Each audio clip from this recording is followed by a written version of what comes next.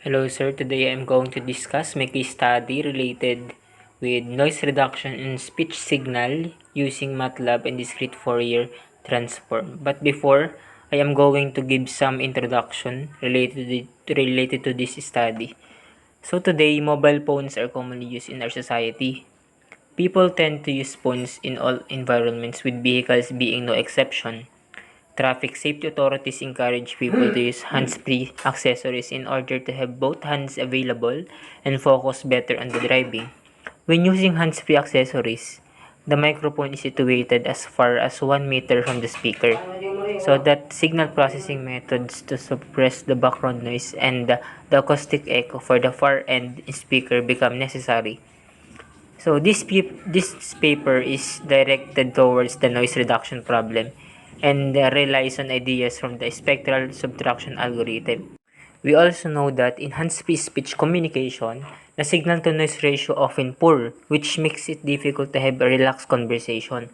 And by using noise reduction or removal, the conversation quality can be improved. And so this study describes a noise suppression algorithm based on spectral subtraction. So further, we are going to discuss the algorithm of this FFT application. So the method employs a noise and its speech dependent gain function for its frequency component. Proper measures has been taken to obtain a corresponding casual filter, which is the FFT filtering, a novel method that uses a spectrum-dependent adaptive averaging to decrease the variance of the gain functions is also presented in the simulation using MATLAB.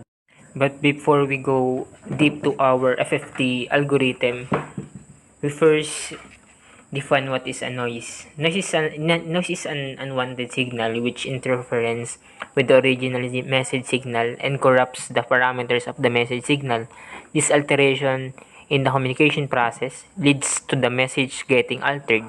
It is most likely to be entered at the channel or the receiver.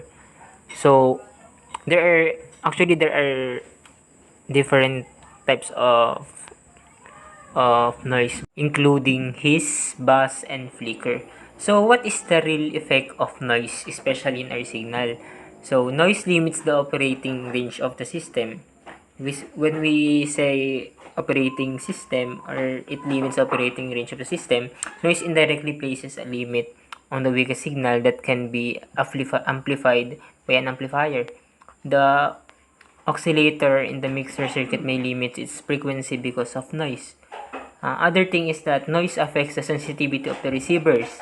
Sensitivity is the minimum amount of input signal necessary to obtain the specified quality output. So noise affects the sensitivity of the receiver system, which eventually affects the output.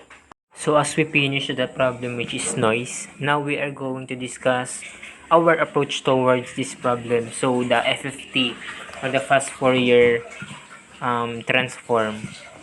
So first, we all know that transforms and filters are tools for processing and analyzing discrete data and are commonly used in signal processing applications and computational mathematics. And when data is represented as a function of two or space, the Fourier transform decomposes the data into frequency components. And the FFT function uses a fast Fourier transform algorithm that reduces its computational cost compared to the direct implementations. This Fourier filter is a type of filtering function that is based on manipulation of specific frequency components of a signal. It works by taking the Fourier transform of a signal, then attenuating or amplifying specific frequencies, and finally inverse transforming the result. In many science measurements, such as spectroscopy and chromatography, the signals are relatively smooth shapes that can be represented by surprisingly small number of Fourier components. Now, let us proceed to the actual FFT algorithm. So, as what we are seeing in this code, first we clear the current windows, clear the workspace, then um, create a variable of t, or the time sample. So what I have here is from 0 to 0.01 to 2. to pi, where 0.01 is the incrementation, because next one is x equals sine t plus sine 2 times t. So here it is the function that is used to take one signal containing a different frequency, which is x equals sine t plus sine 2t, 2 times t. Then we are going to plot the t and the x.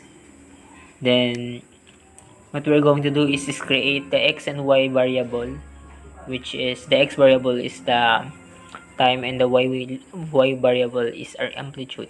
So what we are doing here is that we are creating a signal that has no noise at all. So after this, what we are going to do is to create another graph or another signal, which we are going to create a noise using this code or function n equals rand close and open parenthesis 1 um, comma length of t. And now to actually combine our original signal to our created noise signal, what we're going to do is to call the x equals x plus n. Then again create a plot or plot it with x and y variable, which is our time and amplitude.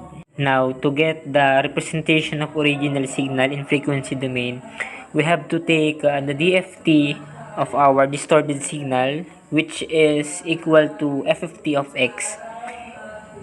Here we are take our FFT of our signal, which we convert signal from time domain to frequency domain.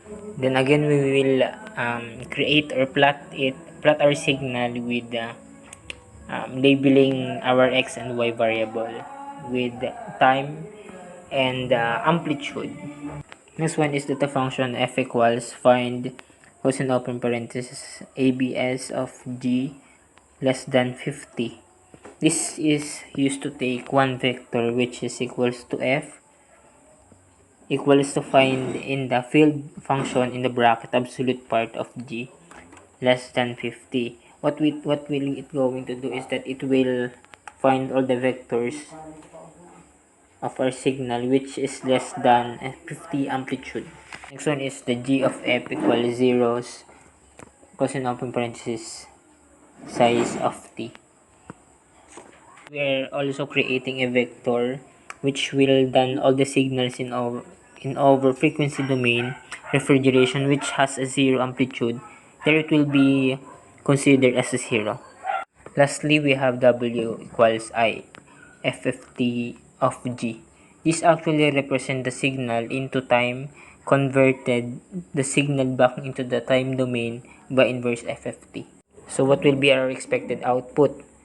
We actually created for different signals. First one, where we created an original signal, then we created the signal with the noise, then the signal with the that shows the magnitude of the FFT. Then lastly, we remove the noise into the signal. So let us see the output of this code. So here is our output. Like what I've said a while ago, we created the four signals, which is consist of an original signal and then signal with the noise and the magnitude of 50. Then our final signal which we remove the noise on it.